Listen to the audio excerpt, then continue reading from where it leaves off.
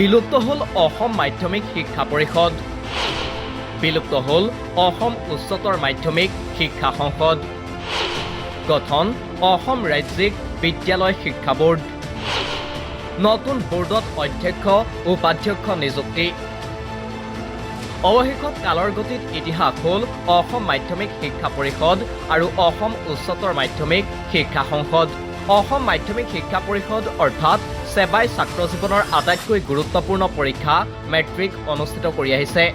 একেদৰে অসম উচ্চতৰ মাধ্যমিক শিক্ষা সংসদে অনুষ্ঠিত কৰি আহিছে উচ্চতৰ মাধ্যমিকৰ কলা, বিজ্ঞান, বাণিজ্য আৰু কাৰিকৰী শাখাৰ পৰীক্ষা। প্ৰশ্নকাকত ফাদিলৰ দৰে ঘটনাই দুয়োটা স্বতন্ত্ৰ সংস্থাক মাজে সময়ে বিতৰ্কৰ মাজলৈ ঠেলিলেও সকলোৰে চিনাকি আছিল সেৱা আৰু অসম উচ্চতৰ মাধ্যমিক শিক্ষা সংসদ। অৱশ্যে চলিত বছৰতে দুয়োটা সংস্থাই শেষবাৰলৈ অনুষ্ঠিত কৰে মেট্ৰিক আৰু উচ্চতৰ মাধ্যমিক চূড়ান্ত পৰীক্ষা।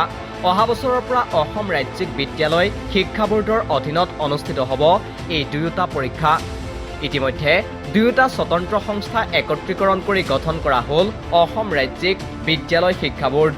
শনিবাৰে ৰাজ্য চৰকাৰৰ বিদ্যালয় শিক্ষা বিভাগে দুখন জাননীৰ যোগেদি নতুনকৈ গঠন কৰা অসম ৰাজ্যিক বিদ্যালয় শিক্ষা বোৰ্ডৰ অধ্যক্ষ আৰু উপাধ্যক্ষ নিযুক্তি দিয়ে।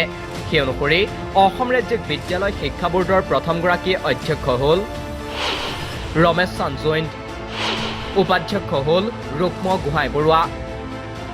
ইয়াৰে ৰমেশ চান্দ জৈনে বৰ্তমান সেৱাৰ অধ্যক্ষ আৰু ৰুক্ম গোহাঁই বৰুৱাই অসম উচ্চতৰ মাধ্যমিক শিক্ষা সংসদৰ অধ্যক্ষ হিচাপে কাৰ্যনিৰ্বাহ কৰি আছিল।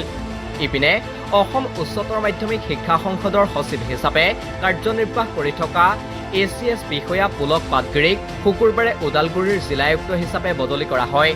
উল্লেখ্য, অসম মাধ্যমিক শিক্ষা আইন 1961ৰ অধীনত 1962 চনৰ 19 জানুৱাৰীত গঠন কৰা হয় অসম মাধ্যমিক শিক্ষা পৰিষদ। তাৰ পাছত একেটা বছৰৰ 14 মাৰ্চত স্থাপন কৰা হয় অসম মাধ্যমিক শিক্ষা পৰিষদ। প্ৰথমে 1962 চনৰ 1 জুলাইৰ পৰা 1963 চনৰ 26 ফেব্ৰুৱাৰীলৈ শ্বিলঙৰ উচ্চ শিক্ষা সঞ্চালকালয়ত কাৰ্যালয় আছিল সেৱাৰ। 1963 চনৰ 27 ফেব্ৰুৱাৰীৰ পৰা 1975 চনৰ 15 জানুৱাৰীলৈ পাণবজাৰৰ গুৱাহাটী বিশ্ববিদ্যালয়ৰ পুৰণি আৱাসত কাৰ্যালয় আছিল সেৱাৰ। তাৰ পৰৱৰ্তী সময়ত সেৱাৰ স্থায়ী ঠিকনা হয় বামুণী মৈদাম। একেদৰে 1984 চনৰ 1 জুনত গঠন হোৱা অসম উচ্চতৰ মাধ্যমিক শিক্ষা সংসদৰো স্থায়ী ঠিকনা হ'ল বামুণী মৈদাম। এতিয়া এই দুয়োটা সংস্থাৰ বৃহৎ কাৰ্যালয় দুটাও ইতিহাসৰ পাততহে চাগে থাকিবগৈ।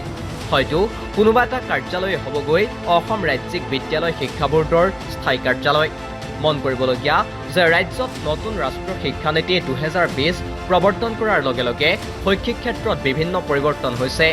এই পৰিৱৰ্তনৰে এটা উদাহৰণ হ'ল অসম মাধ্যমিক শিক্ষা পৰিষদ আৰু অসম উচ্চতৰ মাধ্যমিক শিক্ষা সংসদৰ একত্ৰীকৰণ। ফলস্বৰূপে গঠন হ'ল অসম ৰাজ্যিক বিদ্যালয় শিক্ষা বোৰ্ড। এতিয়া এই নতুন বোৰ্ডে মাধ্যমিক পৰ্যায়ত শিক্ষাত কি পৰিৱৰ্তন আনে সেয়াহে হ'ব লক্ষণীয়। নিউজ ডেস্ক ৰিপোৰ্ট, দি ক্ৰছ কাৰেণ্ট।